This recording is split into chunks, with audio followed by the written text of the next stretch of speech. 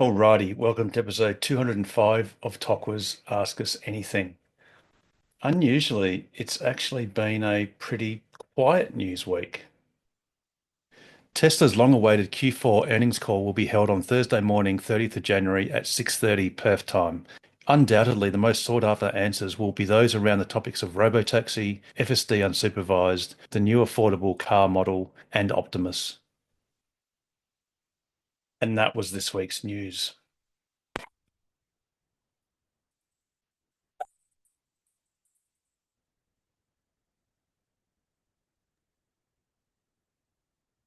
Like I said, the news was pretty brief. And yeah, once again, welcome to Tokwa's Ask Us Anything.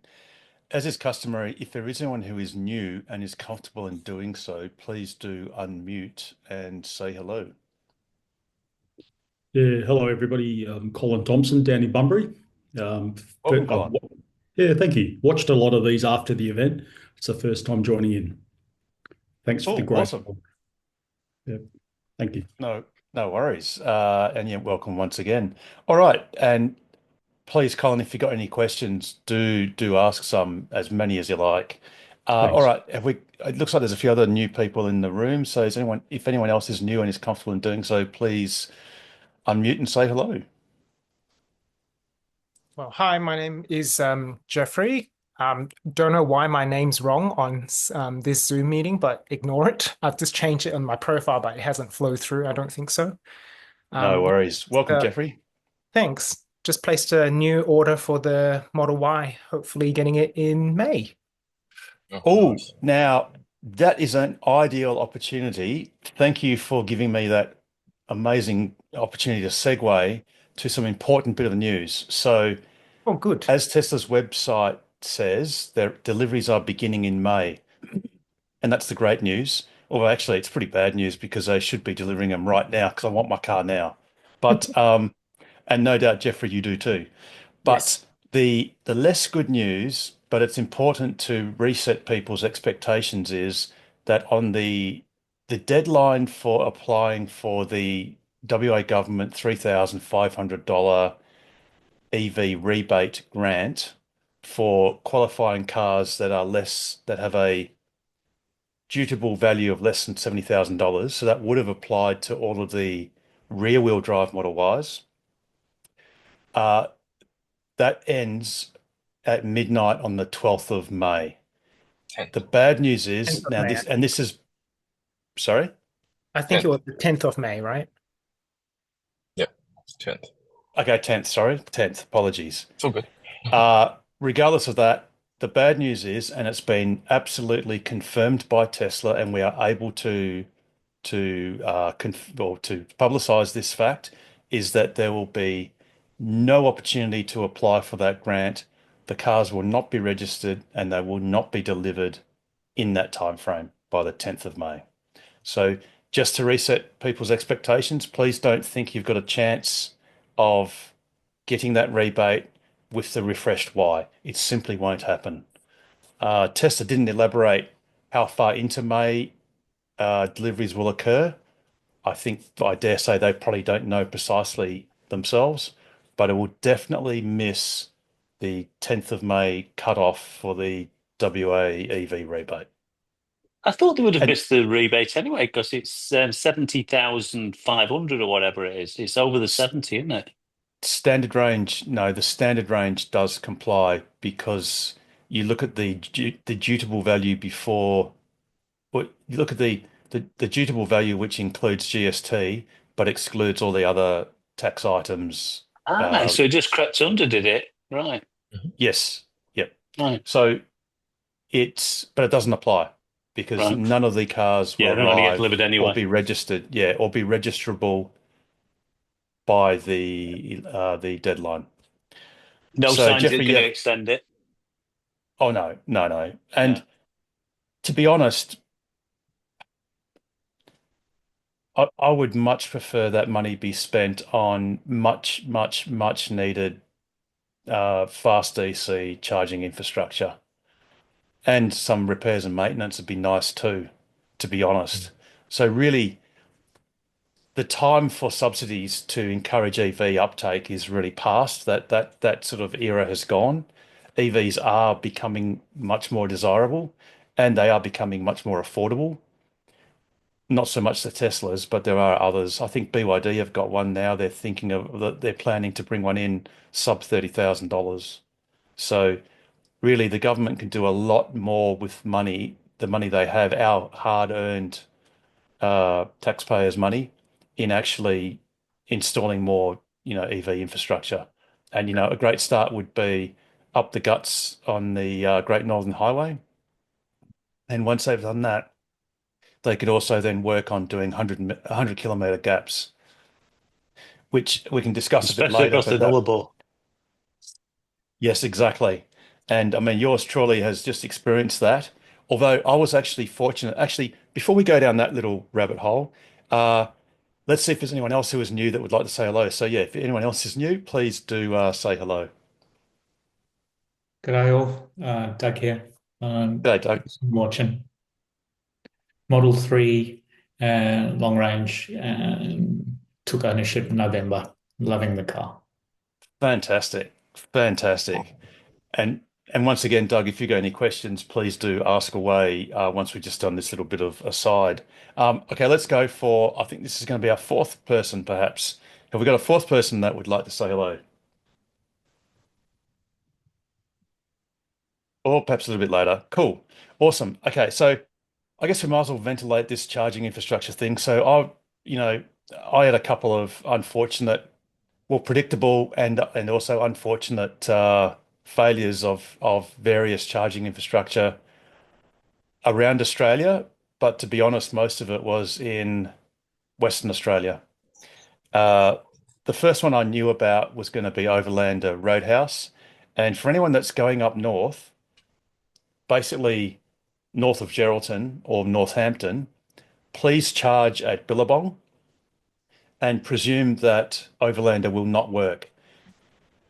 There is a trick to make Overlander work. So the way what happened to me, and it's happened to me several times, is you plug in the tritium into your car, you walk back to the charger, which is, depending on how you park your car, it's a couple of paces away, and effectively charging sort of starts immediately without doing anything. You don't use the app, you don't use a RFID card. It starts immediately and then stops immediately. Now, there is a trick you can use, and it sort of centers around you got to use the app, or you've got to use an RFID card and be super duper quick. As soon as you plug in, you've got to jam the RFID card on the reader and hope it reads, or you've got to basically open the app, and when you unholster it, it'll sort of say, I think it says plug in car or in use or something like that, and then you hit charge. And then if you're lucky, you can get it to work. But the fact is, you don't need Overlander to get between Carnarvon and, or even Carnarvon and Northampton. You just don't need it. Just use Billabong. So that was a predictable failure. The unpredictable failure was the Pardue Roadhouse. And the issue there was that, and I've actually got a photo of it, and I'll just bring that up. The issue was basically that the whole unit was switched off. So you can see there's basically no power. Plenty of spiders webs and dead insects, but no power. So then, of course, what I did was I went to the front where the shop is and where you pay for petrol, and spoke to a lady behind the counter who hadn't been there very long. And I said, "Oh, do you have any access to the circuit breaker for the fast DC charger?" And she said, "I don't know what that is." So then she rang the duty manager. The duty manager then came along. I don't think he's been at the Roadhouse very long. He then rang the owner, and the owner told him to tell me that the charger is broken, and that was the end of it. And that was kind of unfortunate because at the time I was trying to outrun the cyclone that was going to be forming, and I was, according to the bushfire map app, sorry, there was a headwind of about 39 k's an hour.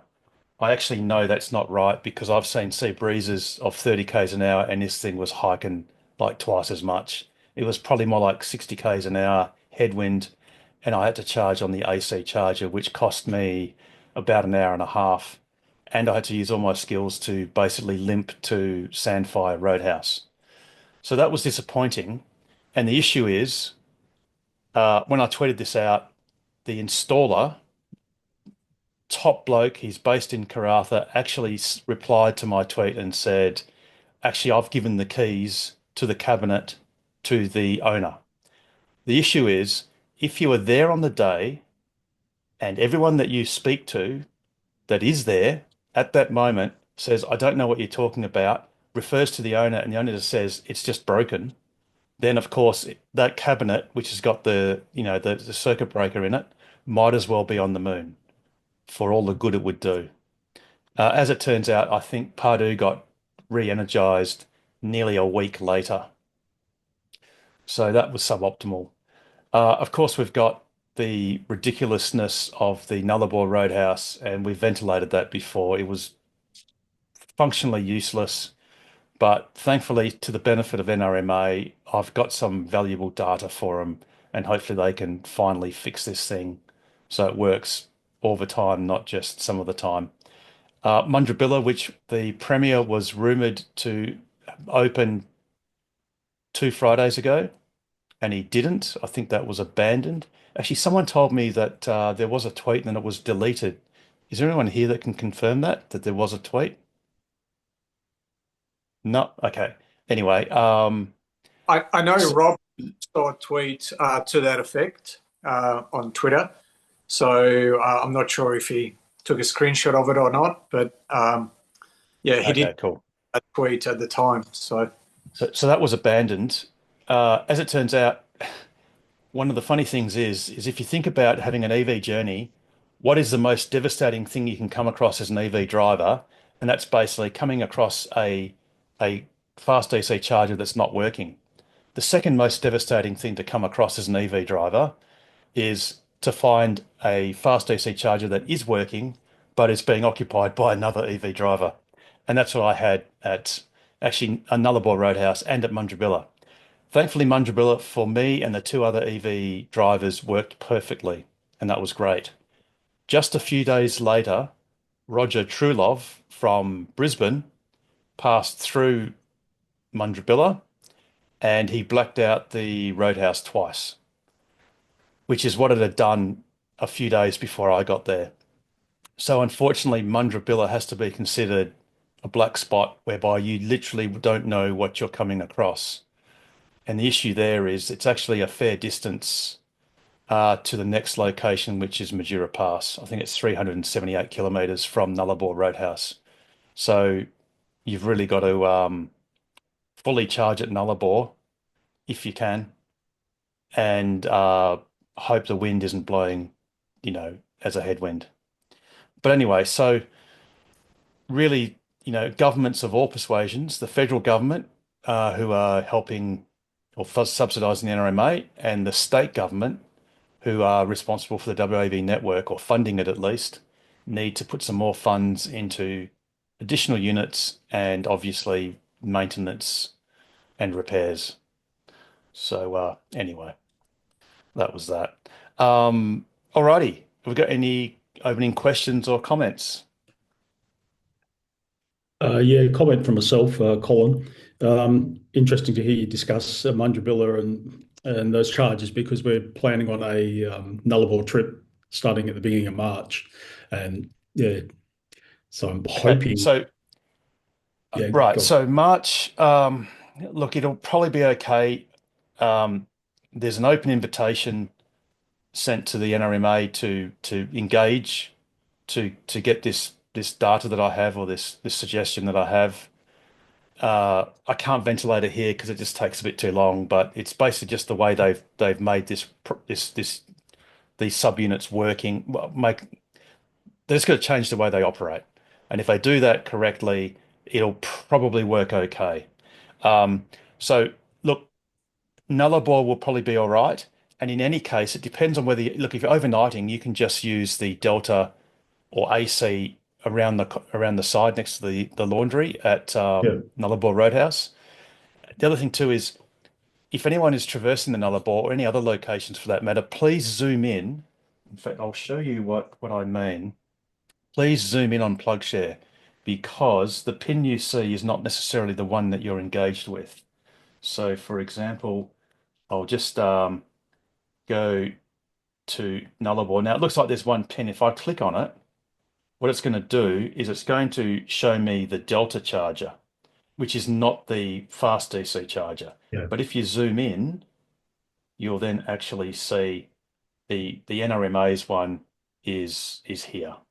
So please, and there's a few other locations where the same thing applies because sometimes people will actually take the wrong photo or take the photo and post it up in the wrong place, such as this person here. And it just becomes a bit confusing. And then also sometimes the check-ins. So if we look at the check-in here, someone said, they got 70 kilowatts. Well, clearly you can't because it's only a 20 kilowatt charger. I know it sounds a bit nitpicky, but when you're in the middle of nowhere, you need to find out information easily and quickly, and you need it to be accurate because, look, it's okay if you come across a charger that you thought wasn't working and you find it actually is. So here's a pro tip for anyone doing long road trips. Never go past a charger that you think is not working without trying it, because that can save you a fair bit of time. And the status of a charger can change from time to time. Happily, if it goes from not working to working, that's a good thing. It's not so good if it goes the other way around. So, Colin, I think there's a chance that the Nullarbor Roadhouse will be working okay, but if you're overnighting, it won't matter. The Mundrabilla, it just worries me. To be honest, at this stage, I have zero confidence, especially in the hot season.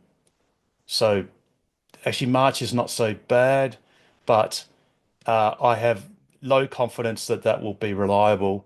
I believe that it's literally just dumb luck whether or not the Roadhouse gets blacked out. It'll be interesting to see how many times the Roadhouse tolerates that before they might invite Horizon Power to stop buying power off them. Who knows? If that comes to pass, that'll have to be something that is sorted out. The good thing is, though, if worst comes to worst, the Mundrabilla site has a Type 2 AC charger. So even if say the tritium blows up twice, it doesn't blow up, but cuts power twice, and then the Roadhouse says, "Oh, look, we really don't want you to do this anymore." You can just plug into the AC. It'll only be 11 kilowatts, and it'll be fine. And it's on a separate circuit breaker, so that'll be fine too. Oh, by the way, I just remembered now, according to Roger Truloff, who, like I said, is doing a lap from Brisbane, even though Pardue was powered up, according to him, it wasn't working. But his posts have been a little bit chaotic, so I'm not exactly sure about that. Anyway, the other thing too is the Majura Pass. That was the other question. Generator was vandalized, but John Edwards is going back there early February to hopefully fix it. You don't actually need Majura Pass to get to, say, Kaiguna. You can go, for example, from Kaiguna straight to Mundrabilla. But I encourage anyone doing long road trips, if there are fast DC chargers, just top up at each location, just in case. It gives you that extra bit of margin. It won't be the fastest traverse that you can possibly do, but it'll be the most reliable or less stressful, because you won't entirely need to rely on the next location working perfectly. Yeah, that's right. Look, we're in no hurry and doing it in a long range, and always planning on we're staying overnighting at Nullarbor and Kaiguna, and I had actually planned to pull into the 3 stops along the way and just top up, and Yeah. This is important for Kaiguna, Yeah. and I think it's outrageous. I think that's not too controversial to say, but ensure that when you charge there, and if you mention that you're charging there to the staff, and when the staff invite you to pay them $50 for the privilege, please remind them that it is Horizon Power's equipment and it is an arrangement that Horizon Power has with Kaiguna, and that there is no charge because Okay. Kaiguna has no involvement with that charger, unlike the previous one that looks very similar, whereby they actually were supplying the used vegetable oil. This Right. thing is entirely Horizon Power's unit that's been leased off John Edwards, and the cost to charge at Kaiguna is precisely zero. So Okay. please don't get sucked into that vortex. If you give them an inch, they will take a mile and want the $50. Okay. Thanks for So, that. That's good but I too. do suggest don't be combative about it.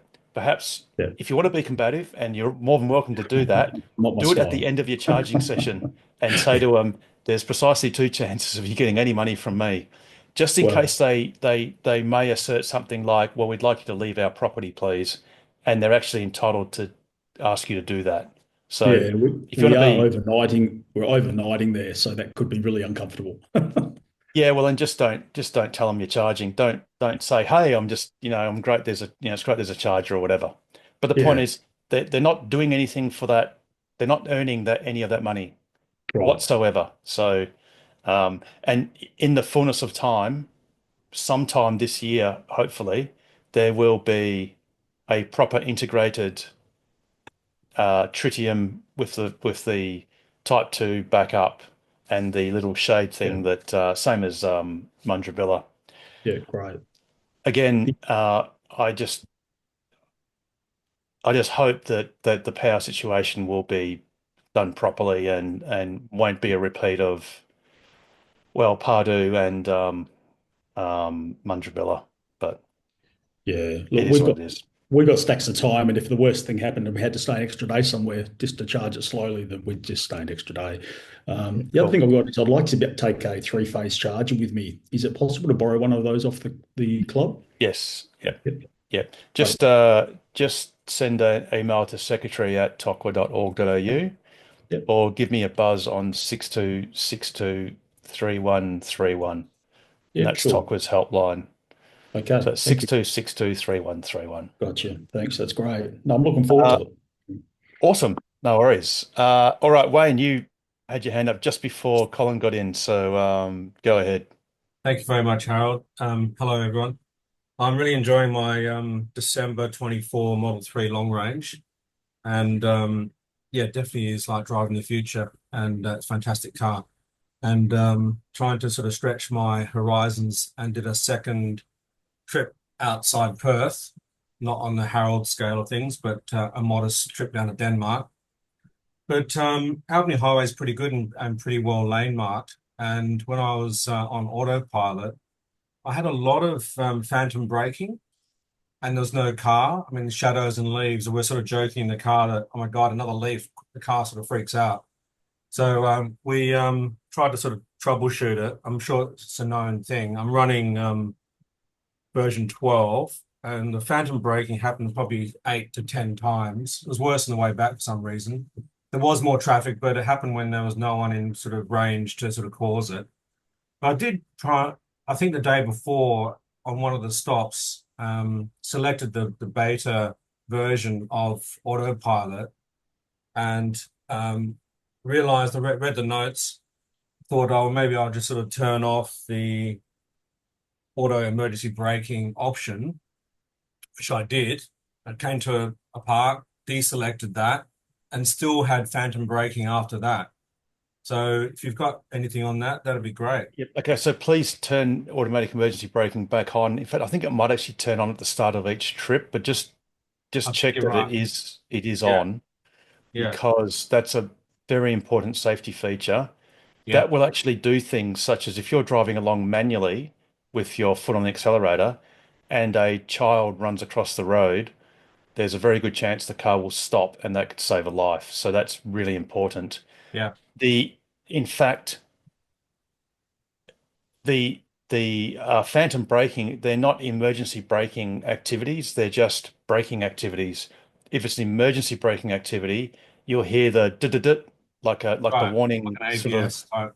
Yeah, no, you'll hear the chimes Right. where it does it does this emergency chime as it's braking.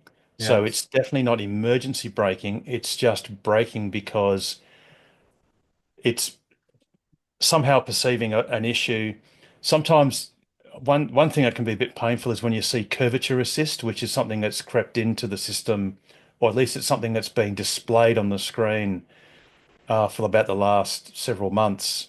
And that's if you're on a hilly, if you're undulating environment, it's sort of like the car can't see the white lines past its horizon, which then shortens, so it slows down in response. Right. But unfortunately, other things it can do is if you're on a multi-lane road, Yeah. sometimes it will paint, well, in the daytime, if you've got, not night mode on, it'll paint the car in a lane next to you as an obstacle to Laneway. avoid, or a threat, Yeah. similar to the car in front.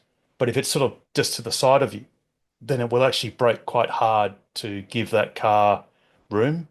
Right. And that can be quite annoying. There's quite a few of these little idiosyncrasies that the car can get from time to time in different Yeah. places.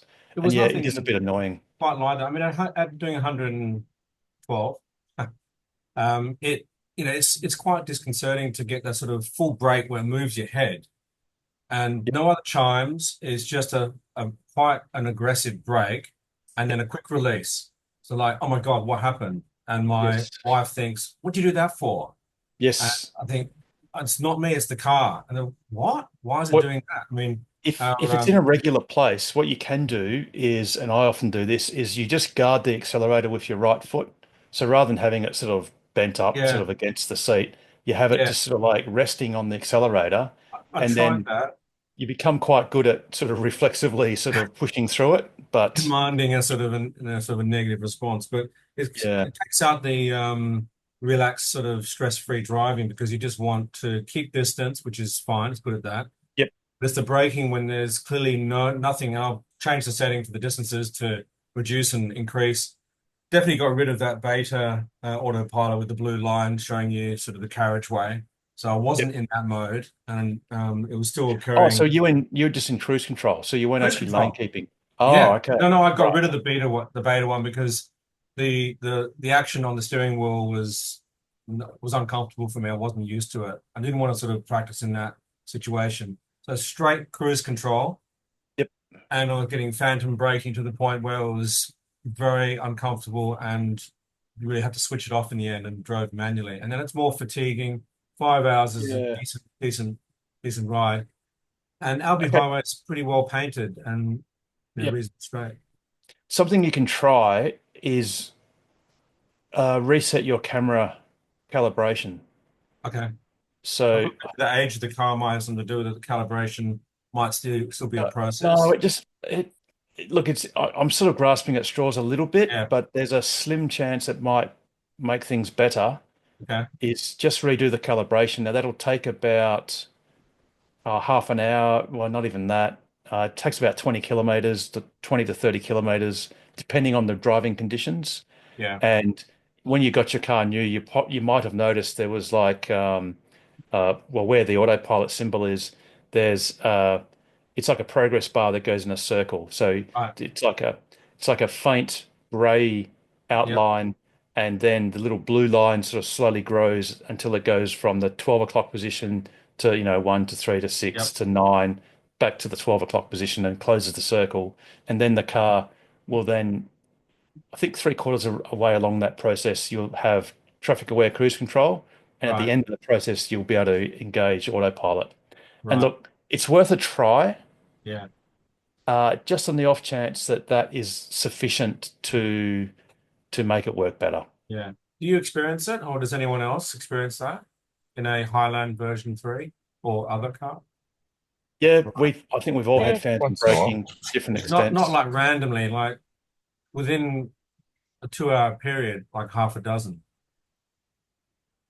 Yes, actually, yeah. I mean, look, I've actually got stretches just around the corner from where I live where it's actually just undulating, and the car just comes like it's in a 50 zone, and it doesn't even do 30 k's an hour. It'll go from Right. the 50 to, and it'll slow down when it goes over a crest. Mind you, this is a very little hill, but it's a slow one, obviously.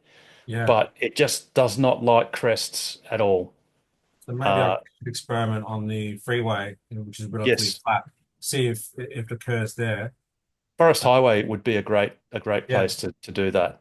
I look, I've had this. I've got the same car. I had it 12 months, and it's significantly worse in the last few months since the last Right. updates. Right. And I do the Forest Highway all the time, Right. and there are areas on there now where it does it where it never used to before. Have you noticed the geolocation sort of repeat? Is it certain spots or is it something? No, it's not for me. It's actually some spots that used to do it don't do it now, and others do it, Right. but it's noticeably worse. And completely clear straight pieces of highway. Yeah. It does it on, yeah, yeah. Right. We go to Kojonup a fair bit, and that road back from Yeah. Kojonup with long shadows, it's useless. I turn it I off. thought tree shadows might have been Yeah, cause. but Forest Oh my God, Highway it's a shadow. Mm, It was I had to turn it off in the end, which is exhausting. yeah, Not the done the turning same. off, but the driving manually. But you Yeah. know, yeah. Anyway, One Yeah. help is, I've noticed that, like over the years, the way Tesla's autopilot works is it's always a case of 2 steps forward, 1 step back. right. And especially like this version that we have in Australia, no humans worked on for about 4 or 5 years. They've abandoned this version a long time ago. Yeah. Hopefully, we'll get some clarity as to when we may get FSD supervised in Australia, hopefully tomorrow morning. Interesting, just in the last hour, Elon Musk retweeted a video of Tesla AI's account showing Model Ys and Model 3s leaving the factory, driving themselves with no in them and parking themselves. Yeah. And tweeted that video saying FSD unsupervised this starting or something along those lines. So pretty strong words. Hopefully we'll get some more clarity, some more colour, some more detail on that and what he meant by that tomorrow morning. But the good thing with the cars that we have is however the car is now, that's not how it will be in particularly a few months. Static. Some software fixes. That's my opinion. I'm not overly worried about it, but it's just the day-to-day experience when you're a new driver. Yeah. I saw that Cybertruck's coming out of their new tunnel. I wonder if they're driverless as well. No, I think they still had humans behind the steering wheel out of the Cybertruck. How old-fashioned. Yeah. Harold's got that video. Wow. That's spooky. That's great. Yeah, really cool to see all of them one by one, parking themselves. So, stay tuned and, some troubleshoot tomorrow morning. Hopefully, cool. Crossed. Cheers. Thank you. Absolutely. Jeffrey, you've got your hand up. Yes, I do. I've got a question regarding home charging. I watched your EV seminar, but in recent days, I've been doing a lot of research for home chargers, both, smart chargers and dumb chargers and whatnot. My question, and I don't know if anyone out there that has such a setup. So my house has solar powers. I've got solar panels and I've got 2 Tesla Powerwalls. And what I'm trying to do is I'm trying to charge off excess solar as much as possible, but at the same time have the option to charge the car quickly, but not ever tap into that battery, because I want to save that battery for when the EV, what I'm trying to say is for the peak period tariffs for Synergy between 3 to 9 p.m., I want to save as much power as I can. And if I was to get the Synergy EV add-on plan where the cheapest is between 9 a.m. to 3 p.m. If I need to charge my car quick, I don't mind tapping into the grid, but I don't know if there's any charger that can actually do that. And I Yes, don't there know if is. anyone has So experience with it. no, so there is. So the only thing that will work nicely with Powerwalls Yep. automatically is just the standard Tesla wall connector, which costs $880 delivered to your door. So, and in that there are a couple of settings. There is a minimum charge level that you desire that your car has, Yep. and then there is a level for which, so there's a desired level, which is what it's going to attempt to do on charge on solar, and there is a minimum level that you want the car to be at, even if that's not with surplus solar. Now, I think if Richard Chapman is in the room, there is a, oh no, I think it's got a different system, but Yeah. there is a way that you can change the pricing for the Powerwall The so that you utility. can basically warn it that between 3 p.m. and 9 p.m. it's expensive, Yep. and any other time it's cheap. Uh, you can also strategically do things such as you can set a start timer on your car. You can have a start and a stop timer. I think you can have that now. But with the charge on solar, that will guarantee if you're in that mode that it will only trickle charge your car with surplus solar. Now, it'll only do that once the Powerwall the Powerwalls are full themselves. So Yep. once they're full and there's still surplus, you can top up the car. Obviously, if that's not the case, or say if that's not enough to charge your car fully, the best time to charge your car is between 9 and 3 any day of the week, because the if you're on the daytime saver tariff, which is the only way you can now get the EV tariff actually as well, or the prerequisite for the EV tariff is to be on the daytime saver Yep. tariff, is you can charge your car between 9 a.m. and 3 p.m. for 8 cents a unit, which is so cheap. The Correct. solar bit doesn't matter. True. But if you've got two Powerwalls, the wall connector is the only thing that automatically plays in that ecosystem and plays very nicely. Okay. Please don't, and I don't want to besmirch Zappy. If you've bought one, good on you for doing it. It's great fun to optimize, the amount of solar that's going into your car and all that sort of thing.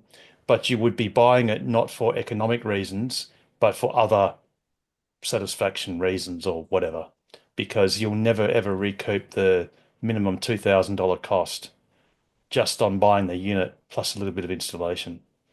So you really want to, when you're dealing with charging your car at home, you don't want perfection to be the enemy of the good. Don't you're paying already vastly less than petrol or diesel equivalent in owning the Tesla, Yep. but don't agonize over saving that last few dollars a week in travel costs, because it's just not worth it. Your lifestyle and enjoyment of the car is much more important than the 99.99% optimization of saving money on it. Well, I can't agree more. I think I spent I don't know how many hours researching, and you just go down a rabbit hole. You start looking at Zappy, and then next thing you're looking at Warbox, and then you're looking at all these other chargers, and you're like, oh my gosh, how many chargers are out there now? And the funny thing is, I don't think there is a charger out there, a standard charger, that is the same price point as Tesla's total retail wall connector. No, they're You'll see mostly Wallbox on special for 1,200. You'll see Zappy for a couple of grand, whether it's single phase, three phase, there's different yeah. costs. You'll see lots of different chargers out there. But I think as a standard price of $880 delivered to your door, I think that is still one of the most compelling uh, offerings available. Okay. It's hands down the best value charger by a million miles. You could argue that it's the most proven charger in Australia. Yeah. The number of destination chargers, and every Tesla destination charger that you see, they're all HPWCs, high powered wall connectors. So yeah, wall connectors for sure. So, I mean, some of the first ones for public use were installed. The one in the Swan Valley. Do you remember when that was installed? Oh, 20, possibly 2015, certainly 2016. Yeah. So good, coming up to 10 years. There's been the most number of them. So you could argue they're the most proven charger in Australia or in WA. And, seems to be the most reliable one and the lowest price point. Usually when you have one, you don't have the other. So to have the low price and the reliability and the functionality and everything else and the ease of use, it's a bit of a no-brainer. That's good to know because I heard horror stories about the Zappi and lots of failures with those ones because apparently they don't deal well with the heat, the WA heat, apparently. They burn up pretty much. Possibly, But yeah. I mean, they're actually, it's a bit strange because the actual fact about all of these so-called chargers is they're not chargers at all. They're just supplying power, and they really are just intelligent light switches. The basis and the internals of every single AC car charger is basically a contactor, an electrical contactor, which either turns on or off.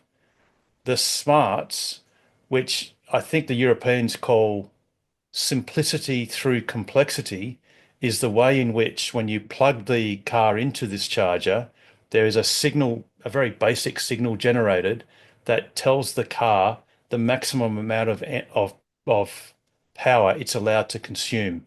And that's for safety, so you don't melt the cable or you don't overload the circuit that it's connected to. That little bit of complexity is all there is. The rest is it's literally an on-off light switch. And that's all it does as far as providing power to the car. It's actually the car's onboard charger inside the car that transforms that AC power into DC for the battery. well, But I guess I don't really need to use it that often because I work at Curtin University, so they have a lot of sort of free chargers there as well. yes, and I live near there, and good luck trying to get onto the DC charger because every man and their dog is getting the sweet free juice. But there are some Type 2s in the car park around the corner as well. Yeah. Um, The undercover one is pretty good, the IGA undercover one. Not many people know about that one. yes, that's true. Yes, that's a secret one, and it's great because it's undercover. Yes. So yeah, Oops, I let it absolutely. out of the bag. Oops. Is that a, by the way, is that a paid parking spot or is that free parking? So Do you know? my boss has a BYD, and you have to pay to charge the car. So it's $1 an hour for parking. Ah, But yes. from what But I the heard, charging's free.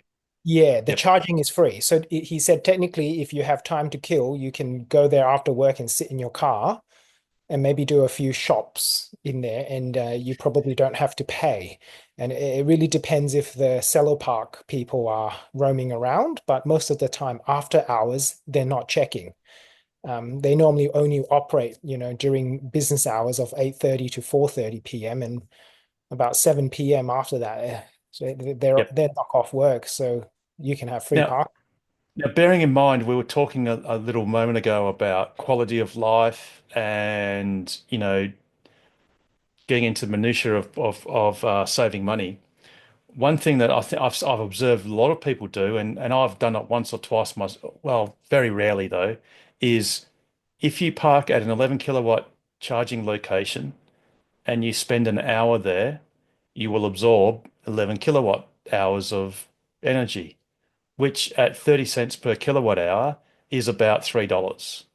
So if you're happy to earn, in inverted commas, $3 an hour of your time sitting away from home or away from work or away from whatever, um, you just got to consider that time. Now, if you're using that time productively, such as watching YouTube videos in your car or a movie or something, or working, that's cool. But again, is it worth the $3 you've just earned in that 1 hour of effort? Um, Correct. Yeah. but if it's vicarious charging, such as you're at the shops, you might as well plug in and get a little bit while you're shopping, or if you're at the movies, or if you're at work. and there's a charger there, then of course that's a totally different proposition. Yes, absolutely. Cool. Alrighty. Have we got anyone else with a question or comment? I do. Peter. Yeah. Peter. Good, thanks. I recently got myself a new long range, and I managed to get them to swap the FSD across from performance. But there's something a bit odd. Like if I'm going up the freeway, navigate to home, it doesn't turn off, doesn't put the indicators off and turn off on the off ramp anymore. Yes, you have to turn on navigate on autopilot. It's a separate thing to autopilot in the settings. So that's a separate software switch that you've got to turn on. And you can only do that while you're parked. Under autopilot? Yes. Because under autopilot, there's autopilot, and then there's also navigate on autopilot. Yeah. And you got to make sure that's on. And because basically when you're navigating somewhere, you'll see a symbol that has a blue, I think it's a bit of a freeway or something. It's a weird, I forget what the logo looks like, but that'll be alongside your navigate button at the lower right-hand corner of your screen when you're navigating to somewhere. So you've got to have navigate on autopilot enabled. So for example, autopilot. In my car, I've got FSD enabled, but I don't have navigate on autopilot enabled. It's a separate switch. I'm looking if I can find it. So just bring up the autopilot menu. Yeah, got that.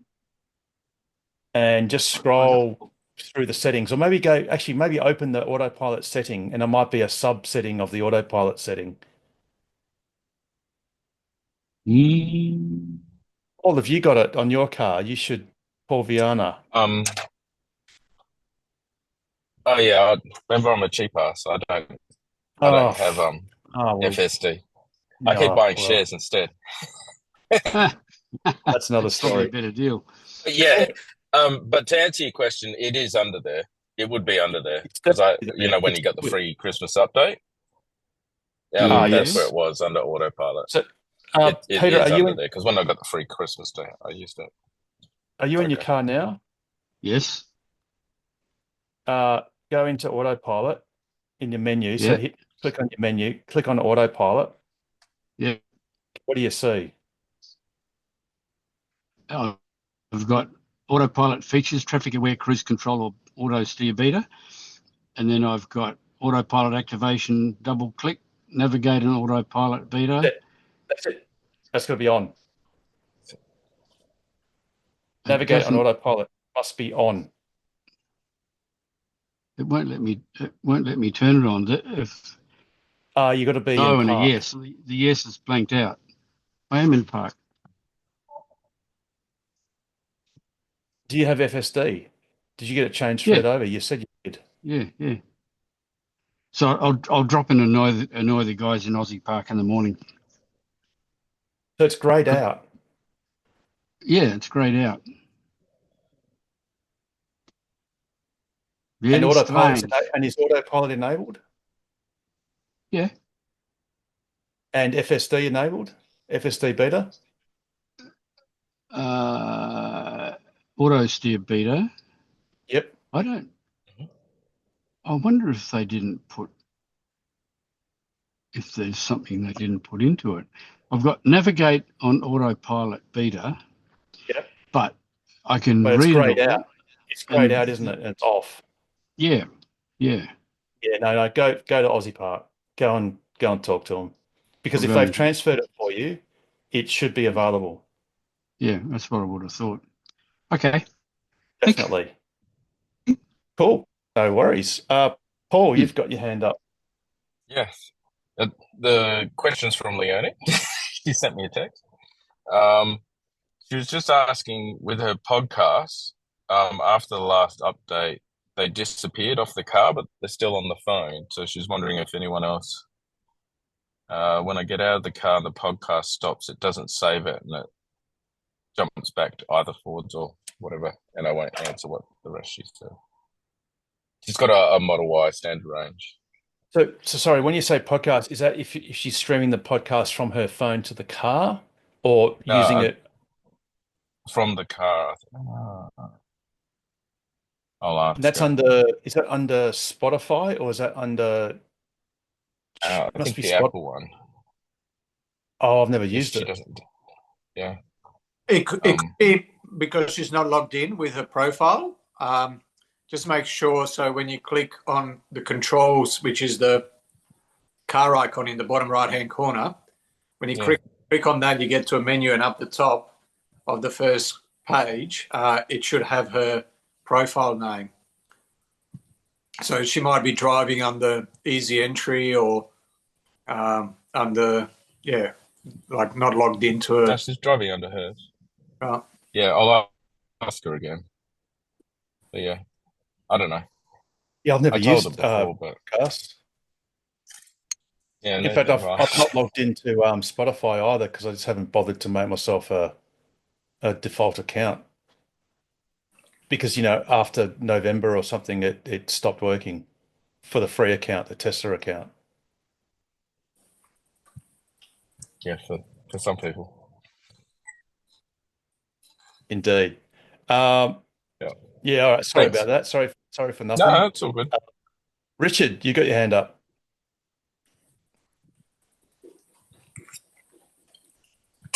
There we go. Unmute. Yes, I do have a question, and Yes. it's mostly related to charging. I've got two EVSEs, the UMC that came with the car, and a CONS equivalent.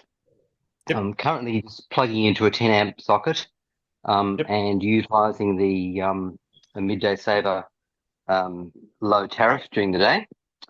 And I recently decided to upgrade the switchboard of the house because it was an old 40-year-old house and not a lot of room in there and old ceramic fuses. So I went and paid for that. And I wanted the electrician to put in a socket, a 5-pin socket, so I could use the CONS equivalent charger on there, either in 3-phase mode or single-phase mode. Now, in single-phase mode, I wanted a 5-pin socket so I could plug it in either using the UMC and use it in single-phase mode, or use the CONS equivalent in 3-phase mode or whatever. But the electrician was very reluctant to put in a 5-pin socket on a single-phase line. Yep.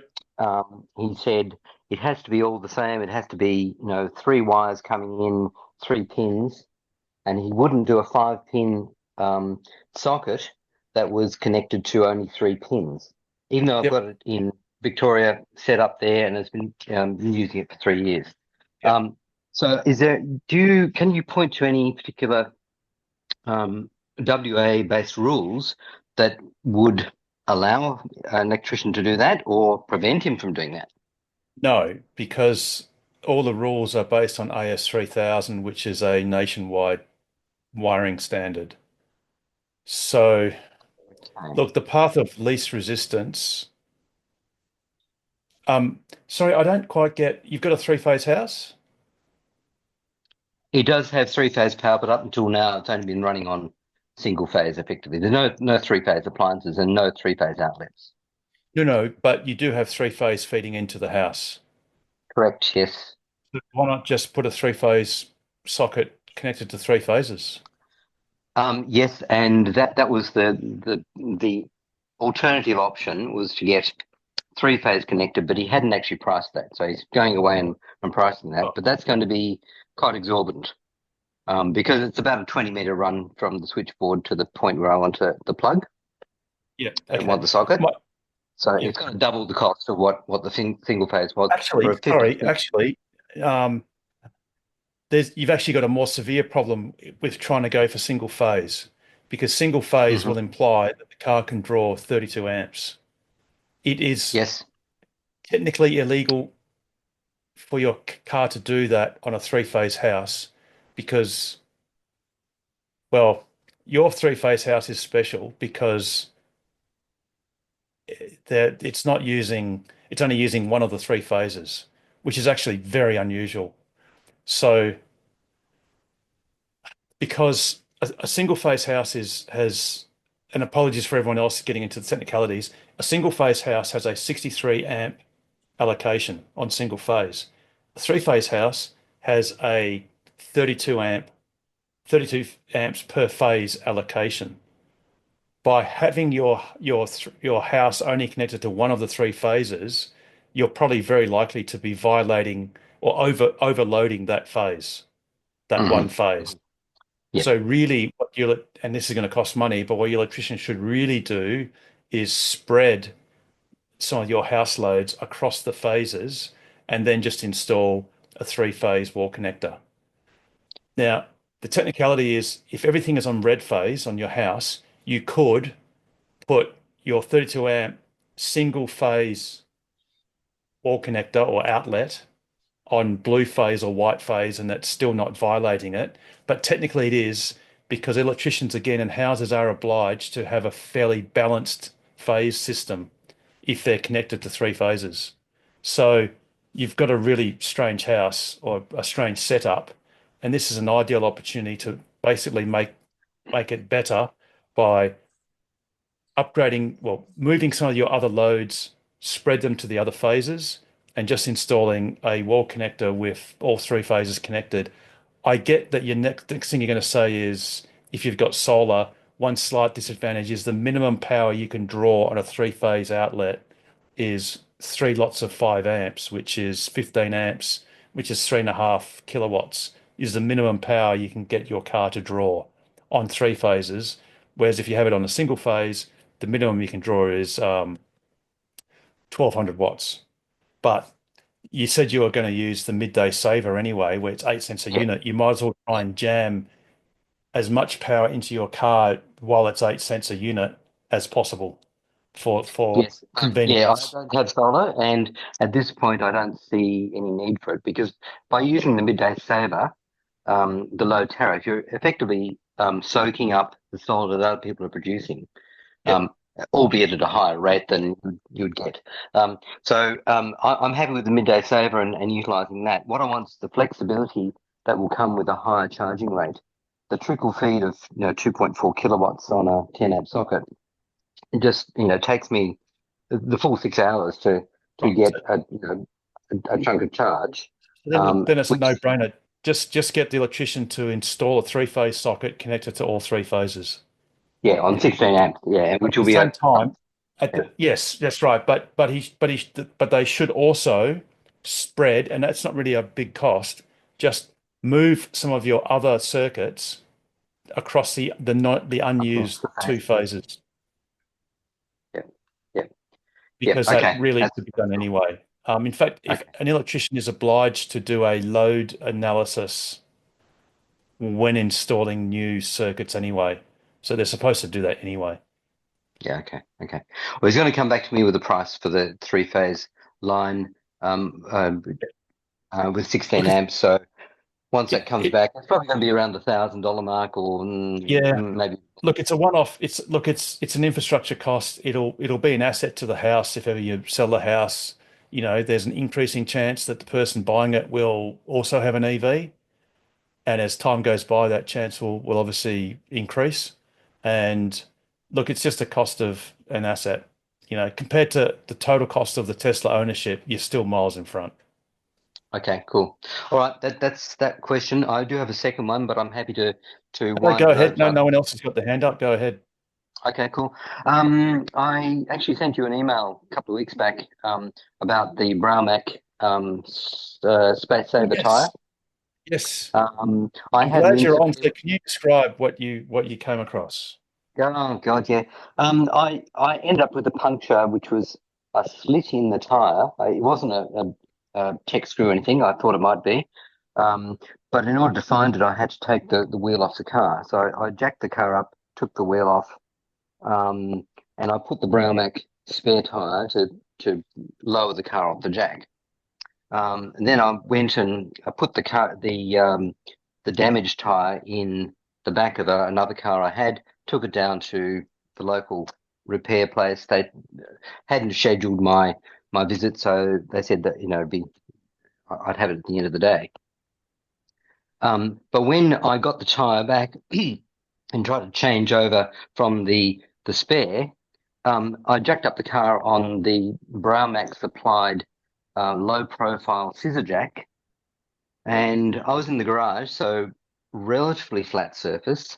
But because it's got the ratchet action handle to crank up the scissor jack, it started to skew as I was cranking. So I could see the top of the scissor jack was biased towards the front of the car from the bottom of the jack, and eventually it just popped out from underneath. The whole scissor jack effectively twisted and warped. Yep. So I'd actually put a chock underneath the front jack point just to give myself some stability, because I was very much afraid. And I'd actually already positioned the main wheel in position, and it must have caught on one of the studs and given me some stability there. So effectively what I've got is a damaged jack, and I need to get a replacement. And my question to you is about the nature of the replacements. But that's basically the scenario. Okay, so I've found a similar thing whereby when you jack, I've noticed it most on jacking the rear of the car, that I don't know why, but the car seems to move forwards a little bit, which then makes the jack then lean over as you're jacking it further. So what I've done, because I've done a few tire rotations, and I've unfortunately had to jack my car a couple of times for flat tires and things. What I've come to learn is I actually deliberately artificially lean the jack in the opposite direction slightly at the very start of the jacking process, so that by the time it sort of gets halfway or three-quarters of the way up, it is then perpendicular. So then it's straight upwards. And that's Okay. actually involved me a couple of times jacking it up halfway, seeing it lean, then have to unjack it, sort of try and lean the jack toward in the opposite direction a bit, and then jack it up again. And I think on my worst attempt, it was like I had to do it twice because I had to lean it more than I thought the second time to get it to be sort of basically in line. And I Yeah. don't think chocking does much. I don't have chocks, to be honest. So yeah, it's a little bit frustrating. I don't think it's a fault of the actual scissor jack itself. It's just a idiosyncrasy of the way the car moves slightly when you jack it, particularly from the rear. It must be Yeah. just the geometry of the suspension or something that's making it do that. Bearing in mind that when you put the car into, well, park, which is its default off mode, it applies a separate handbrake to the two rear wheels. So if you're jacking the rear, then only one of those wheels will be in contact. But again, it's still stopped. It does not move. But perhaps the car sort of, as it leans upwards in the geometry, it just sort of somehow moves forward maybe an inch. And that's enough to lean the jack Yeah. over and cause issues, unfortunately. Yeah. I have had a look at the pressing the park button and holding it for 2 seconds, and it comes up with a little red symbol which indicates it's got a handbrake. But I don't The know whether that handbrake's on, applies to the front wheels. I think it's just on a bit harder. I think Okay. because every time you put your car in park, you'll hear like a little whirring noise. And that whirring noise is like a little worm drive that actually manually applies I think these days it's actually the main pads. I'm not sure if they're always auxiliary pads these days. There used to be an auxiliary pad. In fact, I think in the Model X's and S's there used to be a shoe. I could be wrong, but I think now in the threes and the Ys, it's all built into the same calipers. But it's actually a Okay. mechanical worm drive override that clamps onto the disc. But I think you're right. If you press it for a couple of seconds, it actually does that even slightly tighter. Okay. But I don't Okay. think that makes any difference when you're jacking it. Rightio. Now, as a replacement, because obviously having the spare tyre isn't much good without having a jack, I've been looking at electrically powered scissor jack. So it's just got a little motor that turns the screw. And I wanted to know if anyone had any experience with those and whether they're worthwhile looking at. Because that means you can orient the scissor jack virtually Oh, in the same yes. direction as the car and press a little button which is plugged into your 12-volt outlet. And not only do you save your back, but you also have a better orientation of the jack. Yes, because it's then in the other axis. It's at 90 degrees, which is more favorable if the car leans forwards or backwards. So that Yep. is better. What's the weight rating that you've seen on that jack? I've seen 3 tons. Wow. Okay. Well, that's perfectly good. Mm. 3 tons is more than enough. The car weighs about 2, and in If the you only jack extreme one case, side. you can jack up one side, which is basically half the weight, Yeah. basically. So that's I've seen some reviews on good old YouTube. There's a fellow that goes through every single appliance. It's a US-based review, and this one comes out pretty well. But I just wanted to know if there's any local knowledge of the offerings out there. I No, but tried one of the the one from Amazon. It was about $80 or something like that, an electric one. And I had that same problem you got where it actually goes skewed. Okay, and what's your experience with the jack itself? It went skewed, and I was getting a bit worried about it, but I readjusted it, and it was okay. But I'm sort of a bit iffy about it, to be quite honest. I saw Okay. something online where someone's been using second-hand Porsche 911 normal mechanical scissor jacks, and they're supposed to be very, very good. Okay. Yeah. But I was looking at the one that Pete had put up a couple of weeks ago. yes, that the only The problem Low with that is Pro it's one. very low rated. Correct, yes. And not Yeah. cheap, particularly with the exchange rate at the moment. Yeah, and It also was the that one doesn't have an 100 awful lot of lift, but you can Yep. put blocks under it. Yep. Okay. yeah, I right. just wanted to flag it and just see if there's any knowledge. I'll probably go for it, and I'll provide a report once I do. Yeah, And please I'm do. also That'd be thinking, I'm also thinking I might just carry around a secondary scissor jack. I know it's another thing to carry, but they're not terribly heavy, and that means you can progressively jack it on 2 jack points, Yeah, which shares that's what load. I did in the end. Yeah. And that's what I do. I do that too. And that's where I mentioned some episodes ago that if you actually have a bona fide flat tire, at least in my experience in my Model Y, my performance Model Y, which is an inch lower than standard Model Ys, I could not get the low profile jack under the jack point. And the only way I could was to use my second jack to jack up the front of the car, which then structurally jacks part of the back of the car, sufficient to get the jack in, and then after that you're all right. Yep. Yeah. Good. Yeah. Okay, that's great. Thank you very much. No worries, Richard. Alrighty, any other questions or comments?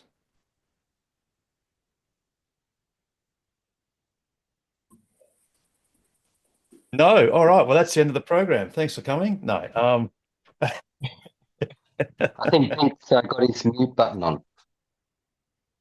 oh, sorry, Peter. who's got the mute? Peter. Yeah, I can see the mouth moving, but nothing coming out.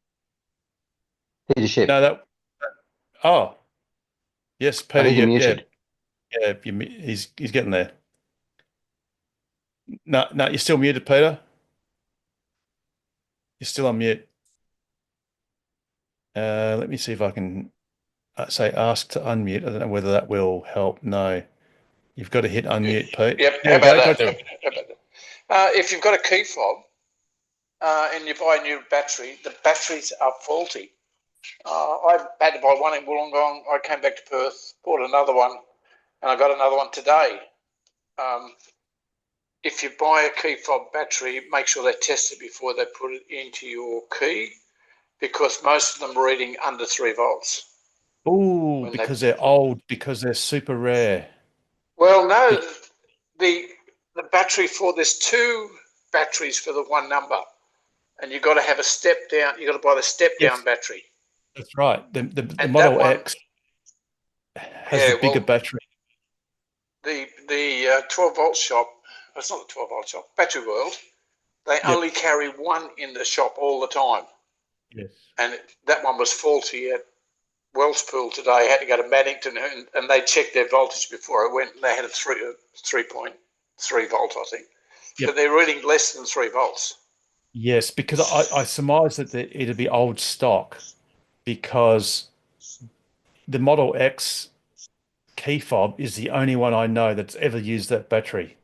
It's a really strange design. Weird battery. It's very thick, and it's stepped.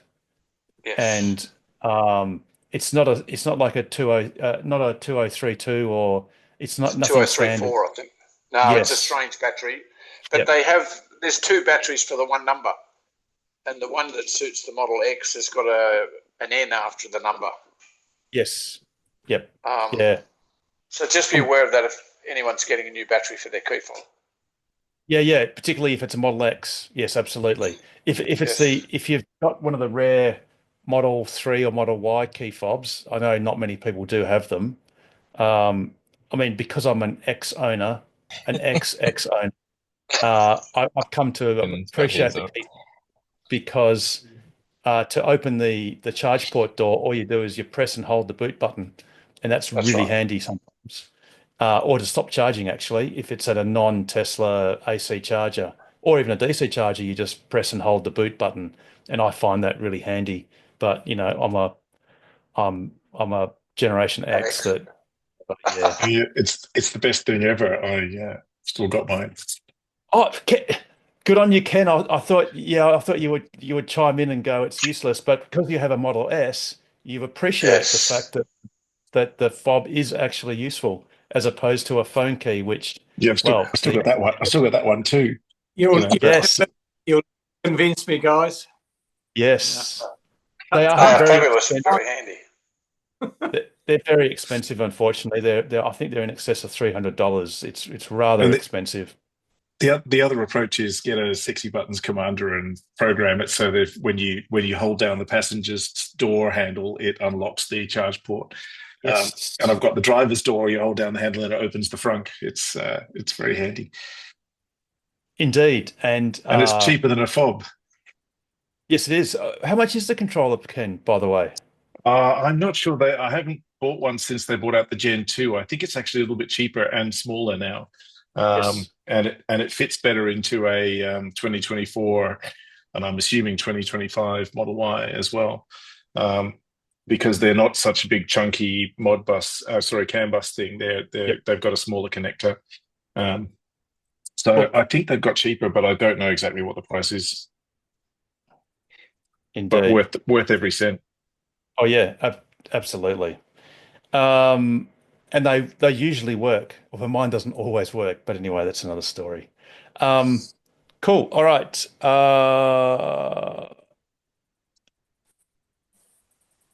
Sorry, Vasqua? That's me, Harold. Sorry, Hafiz. Oh, sorry. Yes, go ahead. Yeah, so there's a cheaper alternative to that, is that you buy an NFC tag of Amazon, which you can buy a pack of 100 for like $10. And you stick the NFC tag to right next to the charge port.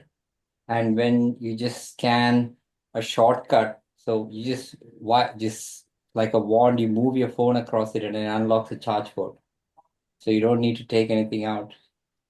Oh, so reading the NFC actually then prompts your phone to You do a shortcut animation, and you say that when it's very easy. So you do the automation, and then you just run what it's supposed to do, and you choose the Tesla app, and you choose unlock charge port, and so you just swipe the back of the phone across it, and the shortcut will run and it'll unlock.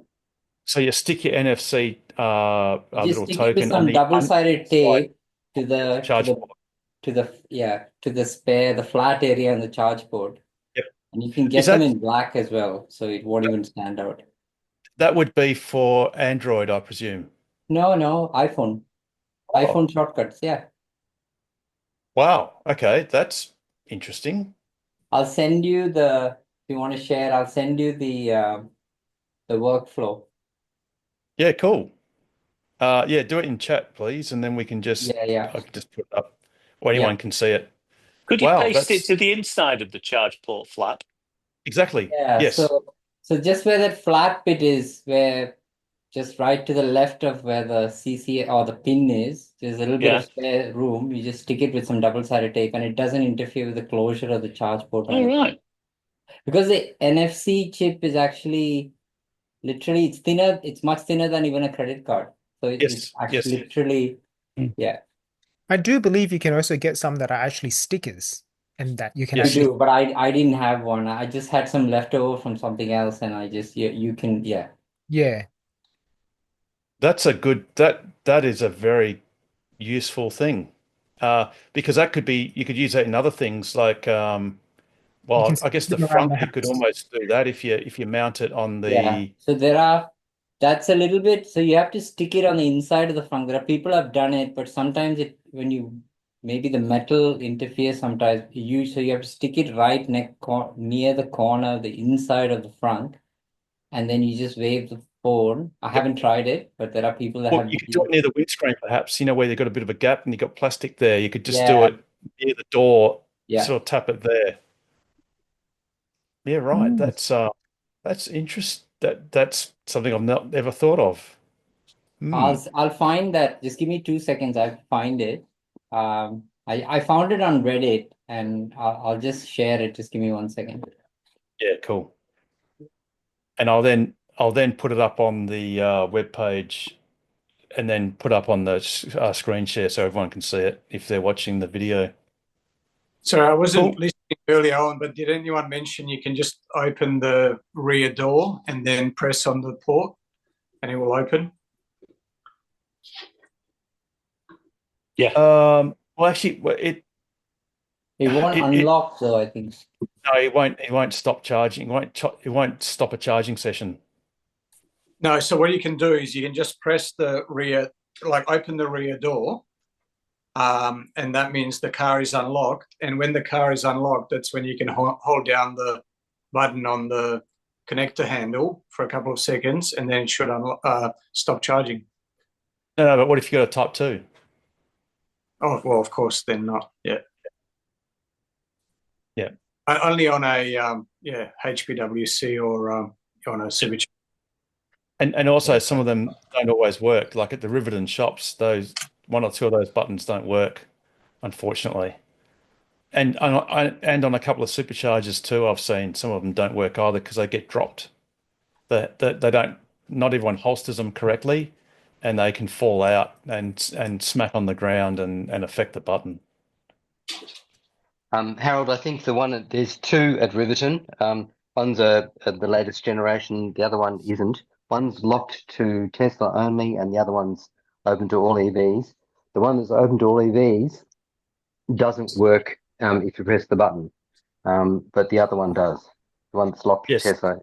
Yeah. Look, Riverton gets hammered well and truly, and there are people that do things like they'll have a scooter in the boot, so they'll drive the car to Riverton shops, plug in, pull the scooter out of the boot, and then scooter themselves home for a few hours, and then rinse and repeat. So yeah, Riverton gets particularly busy. By the way, there are I don't know if it's been installed yet, but there are no, they have been installed DC chargers near the Coles at Riverton Forum. But I presume you got to pay for them, so they won't be that popular. Yeah, I think it's 64 cents. Yeah. So, and again, you would never use it if you lived in Perth unless there was some instance whereby you were on a long road trip or returning or something, and you obviously needed to charge before you could make it home. But if you're into Ubering or or commercial business or something, then of course they're useful. But yeah, unfortunately, the only thing that anyone ever learns from providing something for free is that you get the tragedy of the commons, and people will take that as their local means of getting free juice, and they'll use it to its fullest, you know. So that's just what happens. Cool. Any other questions or comments?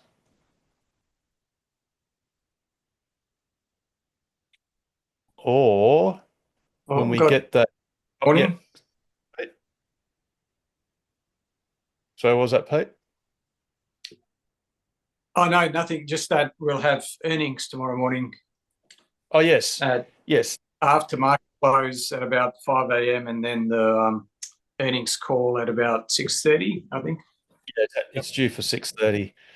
And it'll be quite interesting. Obviously, like I said in the news, there'll be a lot of pressing questions around, obviously, FSD supervised. We already know some of the questions from say.com. There's a question asking about has Tesla entered into a license agreement with anyone to license FSD supervised or FSD?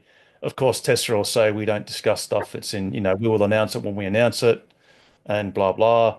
There'll be questions around the more affordable car, which is yet to be revealed, but it was definitely announced in the last couple of earnings calls that there will be a separate, reasonably priced car that's separate to the Robotaxi and obviously separate to the Juniper Model Y, because that's not reasonably priced. I'd be surprised if they say anything on that, because they hate, talking about, product announcements on the earnings calls.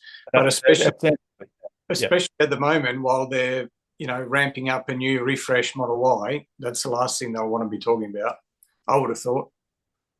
Well, exactly. They'll just simply say this is not the forum to do new vehicle announcements. So that'll be the answer to that. Of course, there'll be questions around Optimus. So hopefully it'll give Elon Musk the opportunity to reiterate what he said somewhere else. That was in an interview, I think it was, regarding that that he is aiming to produce several thousand Optimus robots this year and to 10x it next year and to 10x it the year after. And the implication being it might be 5,000 to 50,000 to 500,000. Yep. So there's questions around that. There's questions around when will there be another CEO compensation package, and I can answer that. I don't think that one will make it, Harold. That one was because I think they usually only do 5 or 10 questions, the top 5 or 10. I think that one was below. I know it was definitely below the top 5. So I'm not well, if it does get answered, their answer will be we still have an appeal in process for the original compensation package, and nothing will be done until the final outcome of the original compensation package is known, which obviously makes sense because a new compensation package may have to incorporate the first compensation package if the appeal to override Judge McCormick's decision is not upheld. So that changes everything. Yeah, there was an interesting video by Tesla Boomer Mama, is her handle on X, basically showing proof how McCormick has been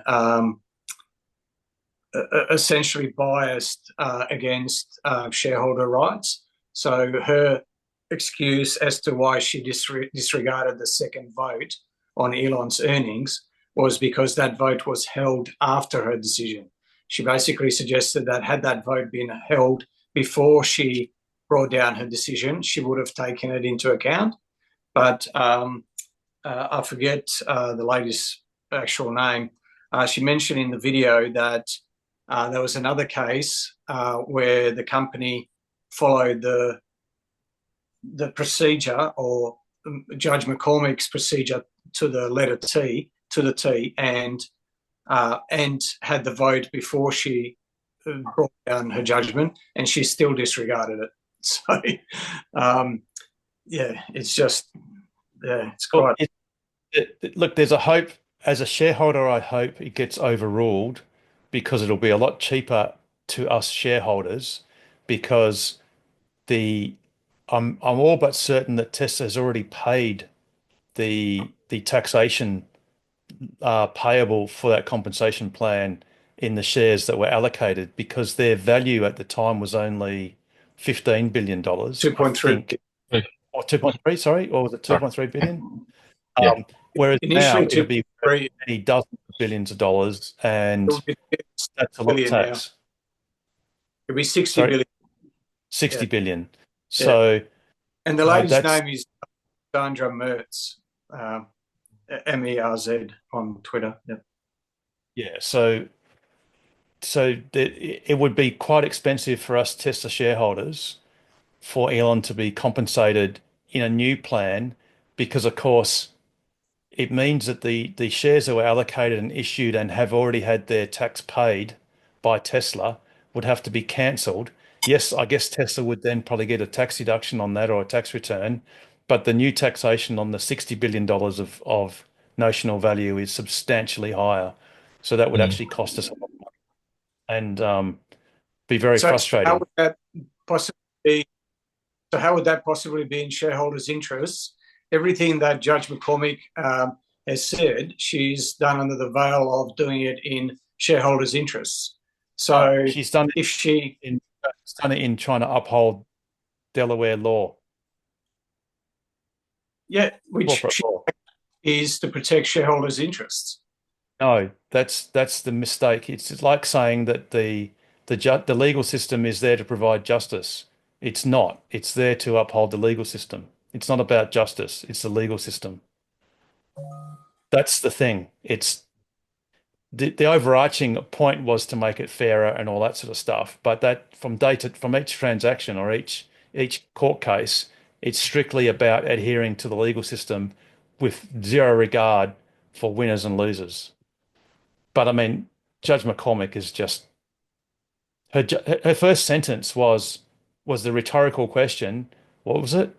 Should the world's richest man be paid so much money or something like that, more money than in all of human history or some? It was like a stupid rhetorical question, which has nothing to do with the legal case.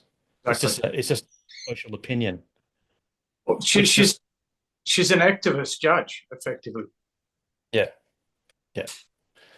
But again, so the question that goes around when someone asks, are you planning a second compensation or, well, it's probably the third compensation package for Elon Musk? Of course, the answer will be, well, we're not going to prepare anything until the Delaware case has been completely ventilated and resolved one way or the other, which hopefully will be by the end of this year actually, it might be longer because it's the Supreme Court of Delaware. And I think they might be able to then go and appeal to the Supreme Court of the United States, I think. But in either case, it's going to cost a lot of money and a lot of time. But at the crux of it, it effectively means if she gets away, that a judge's decision has more weight over how a company spends its money than the company's owners. Yes, that's correct. Yep. Absolute insanity. Yep. You know, like Welcome. It's a commercial transaction, and you know, as you said, her first sentence was to do with, you know, the amount of that transaction, and you know, the law is not supposed to look at the commerciality of it in these, even corporate law in these circumstances. It's, you know, whether it's it's all to do with whether there was consideration, and that consideration could have been $1 or $100 million. It doesn't matter. It's, you know, it's establishing consideration, and that's it. It's not to judge, you know, it's not to make judgments about the commerciality of it. You know, that's up to the private sector. Exactly. Richard, you got your hand up.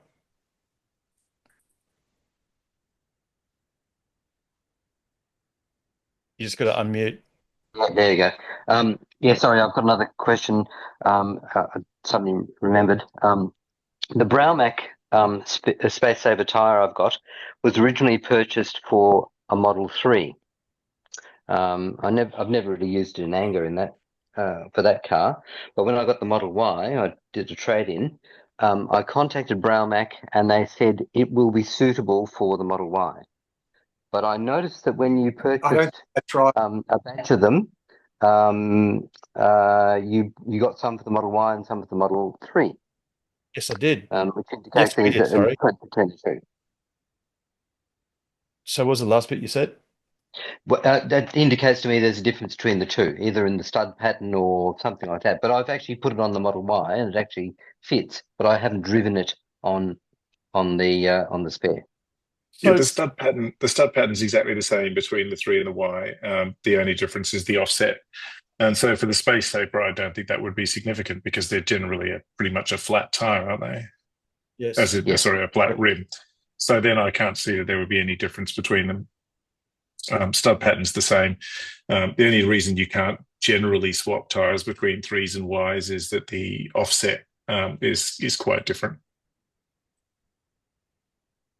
So given that it's a skinny spare, the offset would have more of a difference, maybe clashing with the wheel arches or whatever on the front, or like clearance issues.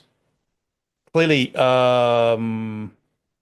Richard, you put it on your Y and it didn't, there was nowhere near the brake calipers or anything like that. No. It's completely clear. But I'm just trying to figure out whether I need to go and buy a different spare. Because Oh, look, I don't want to be stuck in the middle of nowhere and find that, oh gosh, this thing is not working. Well, just for completeness, try it on the opposite end of the car that you've already used it on. In other words, if you've used it only on the back, Yep. try it on the front just to make sure, Yep. and also just go full Yes, lock just to make sure it doesn't bind anywhere. Okay. One Yep, thing I that did notice, sounds like a plan. one thing I did notice was that you've got to be careful of the little black plastic insert that's pressed into the wheel. I'm pretty sure the Bromac has got that, or was it the modern spare? There is like a little there's like a little seating ring, and when you take the spare off, it stays on your hub, and you've got to take it off before you can put a normal wheel on. So I'm not sure if the Bromac has got that same thing. I haven't looked that closely. Okay, I'll have a look. Oh, all right. Sorry, someone else had their hand up. I forget who now. Oh, Harold, sorry, that was me. I was just going to say that I just managed to figure out how to do that NFC thing using the Tesla app. So you just create a shortcut on your Shortcuts app on the iPhone and to open charge port using the Tesla app. And then you go into automation and you scan the NFC. And it'll ask you what do you want the NFC to do, and it says run that shortcut, and it Ah, right. Very good. Oh, look, that is so cool. That's It's very useful because at work I charge and the Type 2 or the charger doesn't have a button, and I have my hands full, and usually I just scan the phone and it Yep. just unlocks. So it's very useful. Yeah, no, look, I can think of a lot of applications you could do a lot of things that are interesting. And some things like you could obviously get if you've got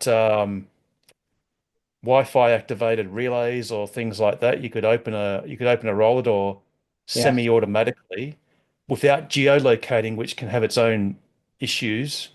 But if you could just scan your phone on a token on a brick wall or inside Yeah. your house or something, Yeah. that's I mean, that's quite useful. the non-Tesla applications are immensely huge, but just the Tesla ones, any shortcut, anything that runs on the pre-made shortcut. So if you use a third-party app, any of those will run using the NFC. You could open your boot. You could stick an NFC underneath where your button is for your boot, Yeah. and you just wave your phone near that, Yeah. and it'll work. Wow, that's a good scoop. That is very interesting. I Yeah, might be think, going I online don't and know getting some who. NFC stickers. Yeah, you can get adhesive ones. I just didn't have any. So you can just and they reusable, so you can rescan and do something else. Very good. That is very good. Alrighty. Anyone else got any questions or comments?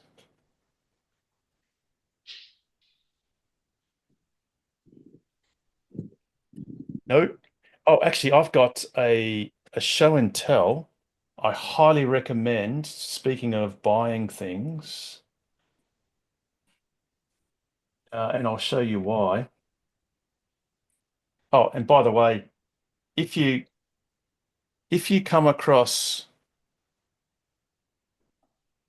floodwaters, don't just, and it's nighttime or even daytime, don't just drive across, even if you think you're in a hurry, because if you do, this might happen to you. And this is on the way to Karratha. And the aftermath is a rather expensive Land Cruiser that is now written off. So don't do it, especially in your Tesla.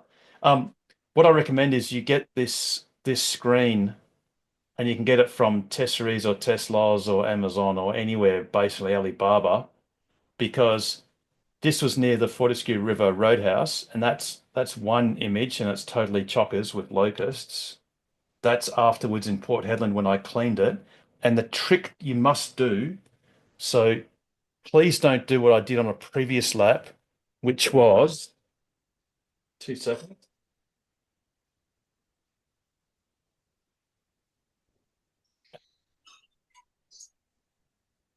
Which was to get a brush. Ah, it's green. Sorry, hang on 2 seconds.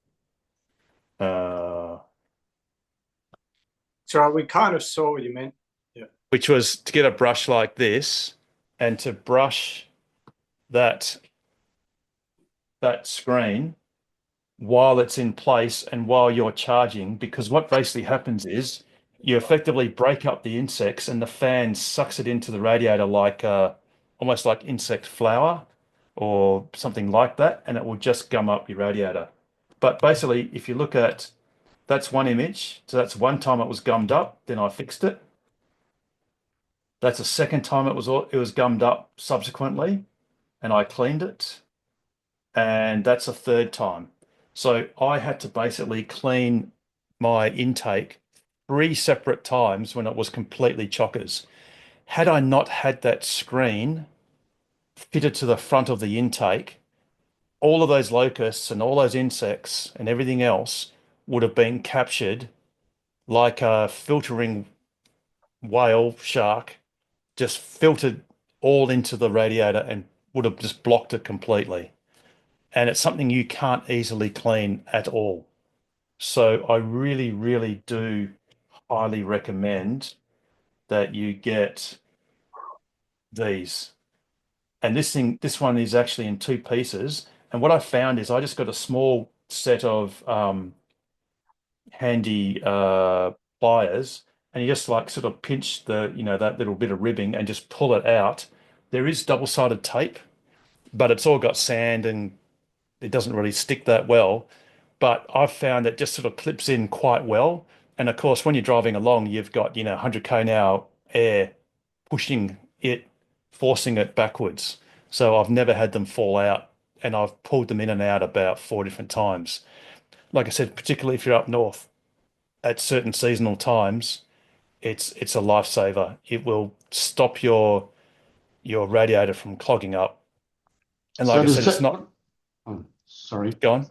You go, Peter. The double-sided tape that just There's actually comes unstuck. behind. There's a big panel of double-sided tape to the right and to the left, and then in the center there's actually bits of double. This bit's the front, and then underneath this sticks on this little section behind, and there's like little tabs of double-sided tape there. But like I said, I've found that you don't really need it. It actually sits in there quite well enough. So, and especially when you're driving along, even on bumpy roads, there's not an issue. It's never fallen out.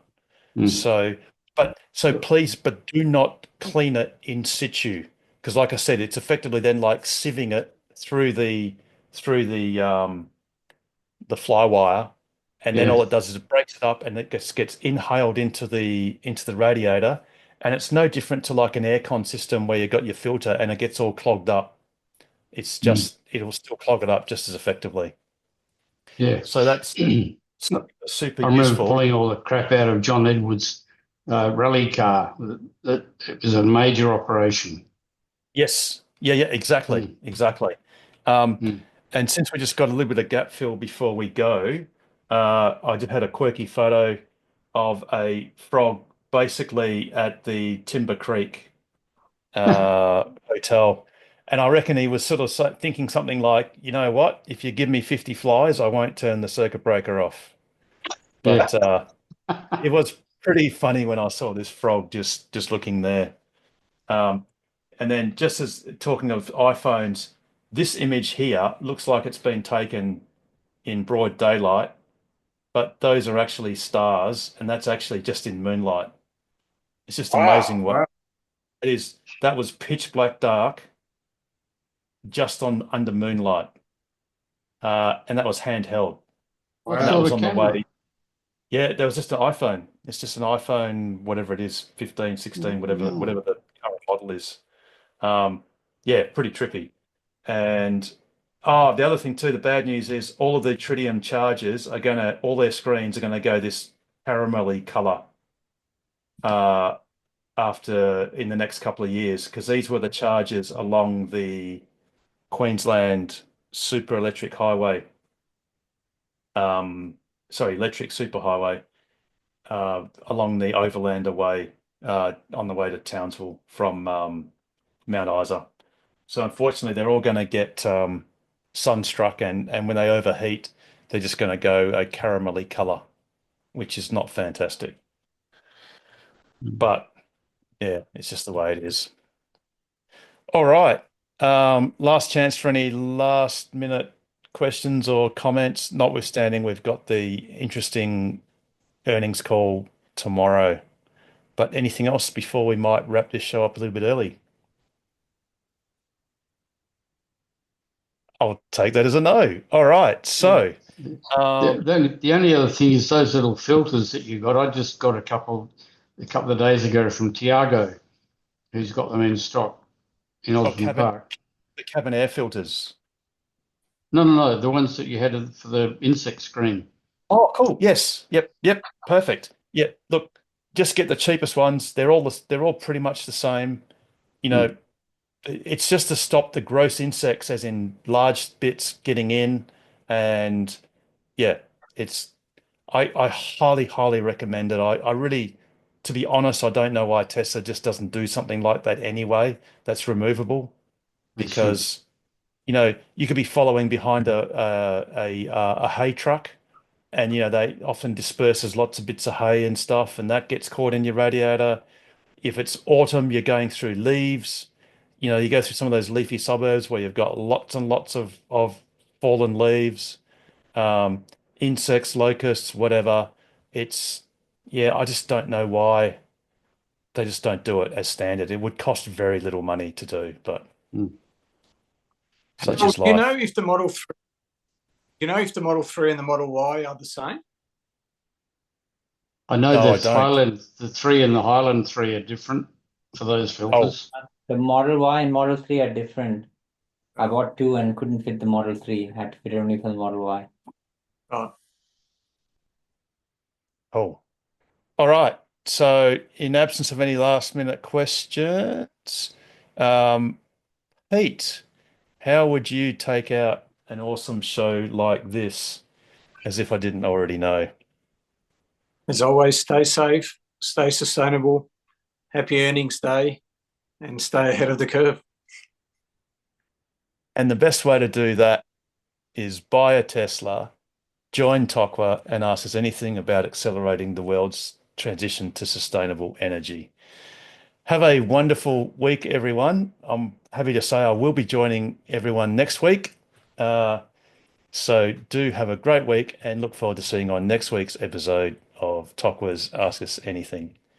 Good night, everyone. Well done. Thanks, Lap, Harold. Thanks, Fate. Good night, everyone. Thanks, everyone.